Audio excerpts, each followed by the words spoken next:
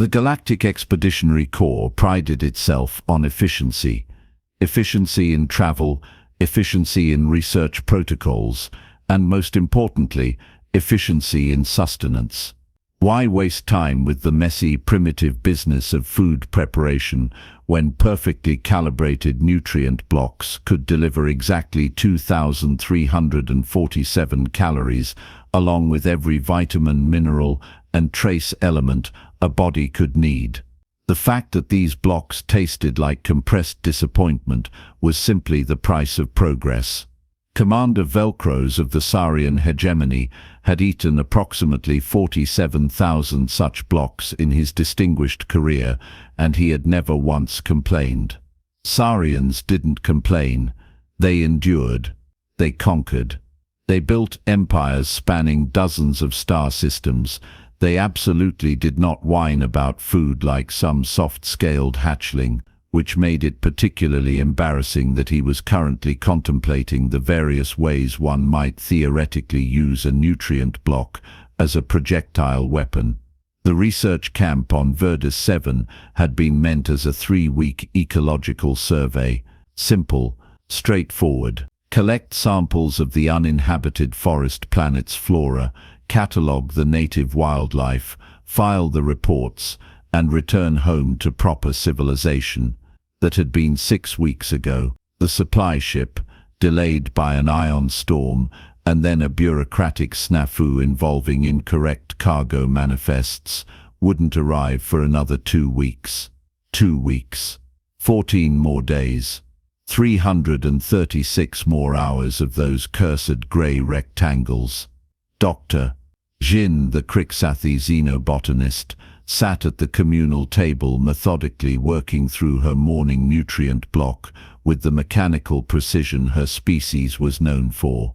Her compound eyes betrayed nothing, but her antenna drooped in a way that suggested she was contemplating the existential meaninglessness of existence, or possibly just really tired of eating compressed sadness. Pilot Gormuth had given up all pretense of dignity. The Quellan amphibian was pushing his nutrient block around his tray like a child avoiding vegetables, occasionally taking tiny, reluctant bites while his throat sac deflated in visible misery. The human simply smiled. This was the first warning sign that something was deeply wrong with Marcus Webb's psychological state. Humans were notorious for their endless complaining. They complained about temperature, about gravity, about the quality of their sleeping quarters, about the color of the local star, about literally everything. The Galactic Expeditionary Corps had an entire manual section dedicated to managing human grievances. Yet here was Marcus, on week 6 of nutrient block hell, looking positively cheerful as he consumed his morning ration. Commander Velcros narrowed his eyes. Perhaps isolation was affecting the human more severely than anticipated. Marcus finished his block, stood, and stretched with evident satisfaction. "Beautiful morning," he announced to no one in particular. "Think I'll take a walk. Do some field work." 3 alien heads turned to stare at him with varying expressions of confusion. "The survey was completed last week," Dr. Zinn pointed out, her translator rendering her clicking speech into flat galactic standard. "There are no assignments scheduled. Personal interest," Marcus replied, grabbing his field kit with suspicious enthusiasm. "Might be gone a few hours. Don't wait up." He left whistling. Actually whistling, like some character from the primitive Earth entertainment programs that baffled anthropologists across the galaxy. Gormuth's throat sac inflated with concern. "Should we monitor him for signs of distress? Humans are naturally erratic," Velcros muttered, though he pulled up the tracking display anyway. "Better safe than filing incident reports. Let him walk. Perhaps it will improve his disposition." If anything, Marcus's disposition seemed to improve further as he ventured deeper into Verdus 7's forest. The tracking display showed him moving with clear purpose, stopping periodically at various locations. His vitals remained steady. His behavior, however, grew increasingly bizarre. Dr. Jin, who had taken over monitoring duties out of scientific curiosity, watched as Marcus knelt beside a rotting log and began collecting fungal growths. "He is gathering biological samples without sterilization protocols," she observed clinically, "and placing them in his food storage container. Perhaps he intends to preserve them for later study," Velcros suggested, though even he sounded doubtful. Marcus moved to a clearing where clusters of purple tuberous roots pushed through the soil. He dug several up with his bare hands, examined them briefly, and added them to his container. "He is contaminating everything," Dr. Zine said, her antenna twitching with distress. "Cross-species bacterial exposure, potential toxins, complete abandonment of sanitary procedures." "Look," Gormuth pointed at the screen. "He's eating something." They watched in collective horror as Marcus plucked small red berries from a bush, popped 3 into his mouth, and chewed thoughtfully. Then he collected several handfuls more. "Medical emergency," Velcros declared, reaching for the communicator. "The human has ingested unprocessed planetary matter. Possible psychological break. We need to wait." Dr. Zine tilted her head. "His vitals are normal. No distress indicators. No toxicity response." She paused. "He appears to be enjoying himself." For the next 2 hours, they watched Marcus Webb conduct what could only be described as a foraging expedition. He collected leafy green plants, more fungi varieties, additional roots, something that might have been wild aromatics, and filled 3 containers with his findings. His movements were confident, methodical, almost ritualistic. When he finally headed back to camp, all 3 aliens were waiting with a mixture of concern and morbid curiosity. Marcus emerged from the tree line carrying his bounty with the pride of a hunter returning from a successful expedition, which, in a sense, he was, though his prey was considerably less mobile than traditional game. "Marcus," Commander Velcros began carefully, using the tone typically reserved for talking down armed hostiles. "We observed your activities. Perhaps you should visit the medical bay for a precautionary scan. Isolation can affect cognition in unexpected ways, and your behavior has been, I'm making dinner." Marcus interrupted cheerfully, setting his containers down near the camp's exterior fire pit. A fire pit that had been installed for emergency warmth and never once used because modern species had heating units. 3 sets of alien eyes blinked in synchronized confusion. "You have dinner," Gormuth said slowly. "Nutrient blocks. Standard issue. Nutritionally complete." "Yeah, those are food the same way a medical textbook is literature." Marcus began unpacking his collection, sorting items into piles with practiced ease. "No offense to your nutrient blocks, but I'd rather eat something that doesn't taste like punishment." Dr. Zin's scientific fascination warred with her cultural conditioning. But the unprocessed biological matter carries risks. Bacterial contamination, unpredictable chemical compounds, inefficient caloric conversion. "It's called cooking," Marcus said, pulling out a small kit from his personal supplies. A folding pan, a compact heating element, and Velcros felt his scales prickle with disbelief. A collection of small containers, labeled with things like salt, pepper, garlic powder, and dried herbs. "Humanity's been doing it for roughly 300,000 years. We've gotten pretty good at it."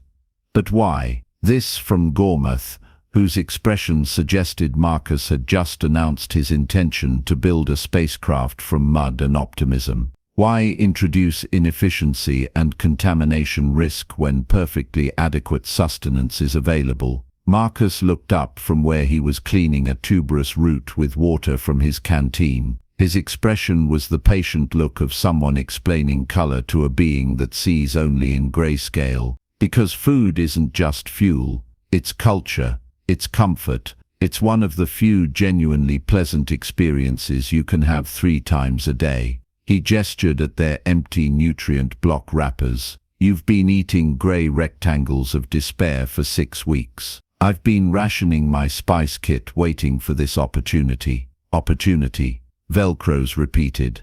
Verdis 7's ecosystem is remarkably similar to Earth's temperate forests. I've been identifying edible species since week 2. Marcus began slicing the cleaned roots into rounds. These are analogous to potatoes. High starch content, mild flavor, excellent roasted. The fungi are close to oyster mushrooms. Those purple leaves are similar to wild spinach. The berries are tart, good for a compote. And these, he held up a cluster of small bulbs, are basically wild onions. He arranged everything with the confidence of someone who had done this countless times. The roots went into the heating pan with a small amount of oil from his kit. The sound of sizzling filled the evening air, followed immediately by an aroma that made 3 alien noses twitch involuntarily. That smell, Dr. Zinn said faintly. What is that?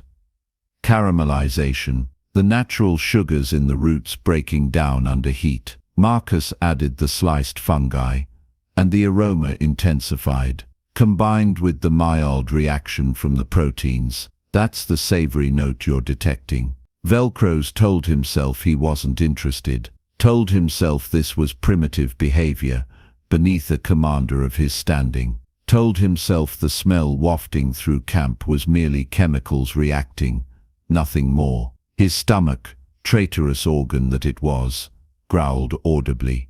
Marcus, damn him, just smiled and kept cooking. He added the wild greens, the chopped aromatics, and several pinches from his various spice containers. Each addition transformed the smell into something more complex, more enticing. He worked the pan with practiced motions, tossing and stirring, adjusting heat levels, tasting and adjusting seasoning. The berries need reduction, he muttered, setting up a second small container over heat. Low and slow, bring out the natural sweetness, balance the acid. Gormouth drifted closer, apparently against his will. This is food? Real food? The kind from historical databases. The very same, though I'd argue my camp cooking beats most historical examples. Modern seasonings, proper technique, good ingredients. Marcus plated his creation on a standard issue tray, but the resemblance to their usual meals ended there. The roasted roots were golden brown and steaming. The fungi and greens were seasoned and glistening. The berry compote added a splash of color. Bone-ap the teeth, as absolutely nobody says anymore. He sat down and took a bite. His eyes closed. A sound emerged from him that was borderline inappropriate for a family-friendly research camp. 3 aliens stood in a semicircle, watching with the intensity of predators tracking prey. The smell was everywhere now, inescapable, making their nutrient blocks seem even more aggressively tasteless by comparison. Marcus looked up, apparently noticing his audience. Oh right. There's plenty if anyone wants to try. I mean, it's just food. We're not talking about anything weird here. The silence stretched.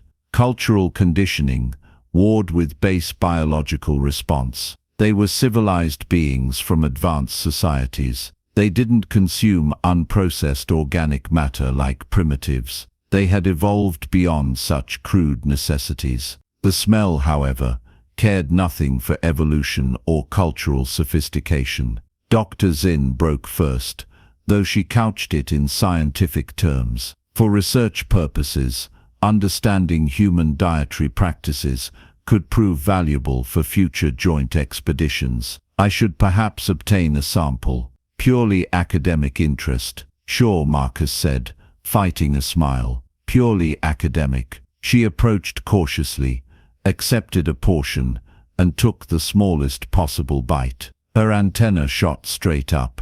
Her mandibles worked silently. Her compound eyes seemed to brighten. She took another bite, larger this time, and a soft clicking emanated from her throat. The Kriksathi equivalent of a contented sigh. That broke the dam. Gormath abandoned all pretense, shuffling forward eagerly. If Dr. Zinn is conducting research, I should provide comparative data. Different species, different palate, you understand. Absolutely. Marcus agreed, serving another portion. Science demands it. Gormath's first bite made his throat sac inflate to twice its normal size. His webbed fingers trembled. He made a sound like water gurgling over river stones, which the translator unhelpfully rendered as transcendent experience detected. Commander Velcros held out longest, which was perhaps 30 seconds. Authority be damned. He was eating those roots. He approached with as much dignity as possible, accepted his portion without comment, and took a controlled, measured bite. The flavor hit his palate like a revelation. Salt, heat, umami, sweetness, texture that was crisp outside and tender within. The fungi had an earthy richness. The greens added brightness. The berry compote provided contrast. It was complex. It was layered. It was utterly unlike anything he had experienced in decades of efficient, optimized, nutritionally complete rectangles. He took another bite, then another. Somewhere in the third or fourth bite, Commander Velcros of the Saurian hegemony, decorated veteran of 14 campaigns, realized he was making small appreciative noises and absolutely did not care. They ate in silence, gathered around Marcus's cooking area like pilgrims at a shrine. The only sounds were eating, the crackling of the heating element, and occasional soft exclamations of surprise as someone discovered a particularly well-seasoned bite. When the food was gone, they sat in stunned contemplation. "I don't understand," Dr. Zinn finally said. "We have consumed nutrient blocks for years. Decades. They provide everything necessary for survival and health. And yet this," she gestured helplessly at her empty tray. "This was better," Marcus suggested. "That seems insufficient terminology." She looked at her companions. "How do we classify this experience? The nutritional content is likely inferior to standard rations. The preparation time is inefficient. The gathering process introduced numerous variables and potential contaminants. By every logical metric, nutrient blocks are superior. And yet," Gormath added quietly, "I would commit minor crimes for another serving." Velcros said nothing. He was too busy having a small existential crisis. His entire civilization had optimized food into efficient delivery systems. They had removed the mess, the uncertainty, the time investment. They had achieved perfect nutritional science, and they had lost something in the process. "Humans never forgot," Marcus said, reading the mood. "We went to space, we colonized planets. We developed technology that would seem like magic to our ancestors. But we kept cooking, kept gardens, kept arguing about whether garlic goes in carbonara or not." He shrugged. "Some people said it was inefficient, waste of resources and time. But we figured out pretty quick that efficiency isn't everything. Sometimes the inefficient thing feeds something besides your body." "Philosophy in a forest clearing," Dr. Zinn mused. "How very human. Hey, you're the ones having epiphanies over roasted vegetables." Gormath's throat sac deflated slowly. Would it be possible to obtain more? Tomorrow, perhaps? I was planning on it anyway. The camp stores have been depressing me for weeks. Marcus started cleaning his equipment. "Though if you want to learn, I can teach you. Foraging isn't complicated once you know what to look for. And cooking is just chemistry you can eat. 3 aliens exchanged glances. The idea of gathering their own food, of preparing it, of investing time and effort into something with no efficiency metrics or optimization protocols should have been laughable. Should have been. "I would like to observe," Dr. Zinn announced. "For documentation purposes." "Me too," Gormouth added quickly. "Cultural exchange protocols." Velcross cleared his throat. "As expedition commander, I should ensure all activities comply with safety regulations. I will accompany you." Marcus's grin could have powered a small spacecraft. "Tomorrow morning, then. Bring your field kits. I'll show you how humans have been surviving since before we knew space was a place you could go." The next morning broke clear and bright over Verdis 7's forests. 3 aliens, each from civilizations spanning dozens of worlds, followed a single human into the wilderness to learn the ancient art of finding lunch. Dr. Zinn proved surprisingly adept at identifying edible fungi, her compound eyes spotting variations in color and texture that Marcus had to squint to see. Gormouth discovered a patch of aquatic plants near a stream that, when properly prepared, had a peppery bite that made his throat sac quiver with joy. Even Velcross, pride of the Saurian military, found himself digging in the dirt for tubers with something approaching enthusiasm. "This one, Doctor." Zinn held up a purple fungus. "Perfect. That's the good stuff. Meaty texture, holds seasoning well. And these leaves," Gormouth indicated a low-growing plant. "Those are bitter raw, but they're great wilted with a little salt. Grab a few handfuls." They worked through the morning, filling containers with their finds. Marcus explained preparation techniques, discussed flavor profiles, and shared various cooking methods from Earth's long culinary history. His students listened with the intensity usually reserved for advanced physics lectures. By lunch, they had enough for a feast. Marcus set up multiple cooking stations, guiding each alien through basic techniques. Dr. Zinn learned to sauté, Gormouth practiced roasting, and Commander Velcross was entrusted with the delicate task of preparing the aquatic plants. The result was chaotic, slightly uneven, and absolutely delicious. That evening, as they sat around the fire eating their self-prepared meal, Commander Velcross pulled up his official log. The day's entry required careful wording. Day 43 of Verdis 7 expedition. Crew morale has improved significantly due to supplemental nutrition protocols introduced by human researcher Webb. Implementation of traditional food preparation techniques has proven beneficial for psychological well-being. No decline in mission effectiveness observed. Recommend consideration of similar programs for extended deployments. He paused, considering his next words carefully. Personal note.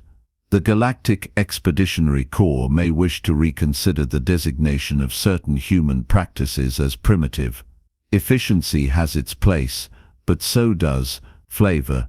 He closed the log, accepted another serving of sautéed fungi from Dr. Zinn, and allowed himself a small smile. 2 weeks later, the supply ship finally arrived. The cargo master found the expedition team in excellent spirits, despite the extended deployment. When he offered to immediately distribute the fresh nutrient block shipment, all 4 crew members politely declined. "We'll take them as backup rations," Commander Velcross said, diplomatically. "However, we've developed an alternative food sourcing protocol that has proven highly effective." Alternative protocol. The cargo master looked confused. "Cooking," Marcus supplied helpfully. "You know, that thing humans do. Turns out other species can learn it too." "Who knew?" The cargo master looked at the camp's exterior area, where multiple cooking stations now stood alongside drying racks for herbs and a surprisingly sophisticated food storage system. He looked at the aliens, who appeared healthier and happier than most crews he delivered to. He looked at Marcus, who was clearly the instigator of whatever this situation was. "I'll make a note in my report," he finally said. After the cargo ship departed, Dr. Jin approached Marcus with a question that had been bothering her for weeks. "Why didn't you do this from the beginning? You had the knowledge and resources. You could have been eating real food this entire time." Marcus considered this, watching Velcros and Gormouth arguing good-naturedly about proper seasoning ratios. "Because misery loves company, but transformation requires invitation," he said finally. "I could have cooked for myself, sure, but watching you all suffer while I ate, well, that's not how humans work. We share food. It's what we do. I just had to wait until you were ready to try something new." "Manipulative," Dr. Jin observed. "Effective," Marcus countered. "Also effective."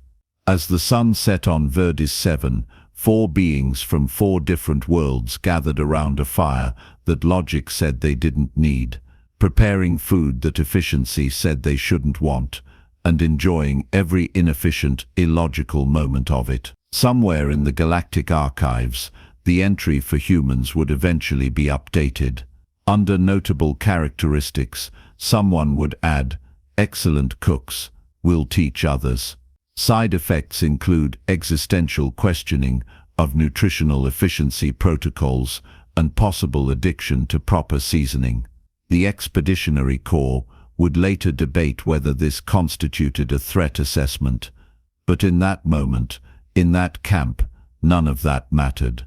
What mattered was the smell of roasting roots, the laughter around the fire, and the simple, profound realization that sometimes the oldest solutions are still the best ones. Marcus Webb, watching his alien companions argue about whether tomorrow's forage should prioritize fungi or tubers, smiled quietly to himself. Humanity had brought many things to the stars: technology, art, philosophy, terrible jokes. But perhaps their greatest gift was reminding the galaxy that progress didn't mean leaving everything behind. Sometimes it meant remembering that the best things in life require a little fire, a little patience, and a willingness to get your hands dirty. The nutrient blocks, forgotten in their storage containers, gathered dust. Nobody missed them at all.